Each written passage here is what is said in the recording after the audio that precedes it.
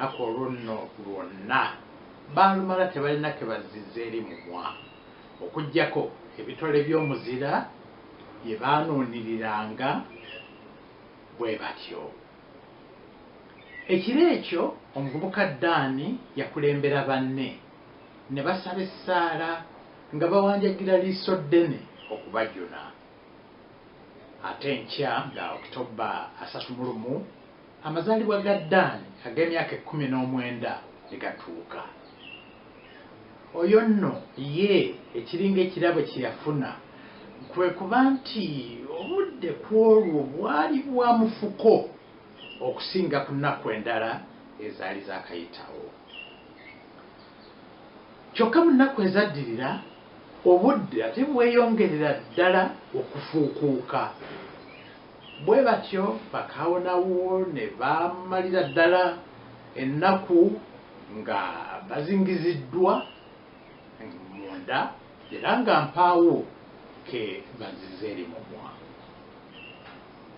Olulyalo lwali lubasakata okukamala oluvannyuma lwe lwabawaliriza nno okufuluma ne batandika okutinkuula omuzira okutuusa lwe baagwa ku gumu ku mirambo gy'abo abaali bakafa. Baagugwako ekiyiifuyiifu ne batandika okugajambulako ebifi nga bwe babikavula nga bibisi ddubu. Kyokka bambi bonna muli munda baalina okunyolwa kungi nnyo olw'okwesanga nti baali bawaliriziddwa okukavula emirambo gy'abannaabwe be baali babinuka nabo ejjo ly'abalamu lino. Abo ennyama be yazibuwalira okulya beeyongerera ddala okuyongobera ennyo mu mibiri era ne mu myoyo.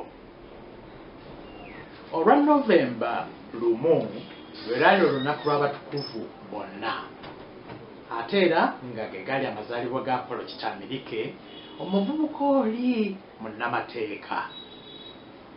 Ne ku olwo era akasana akawoomerevu kaatandika okwememula ne bakaawonawo nabo ne bataba babi ne bavaayo okukoota.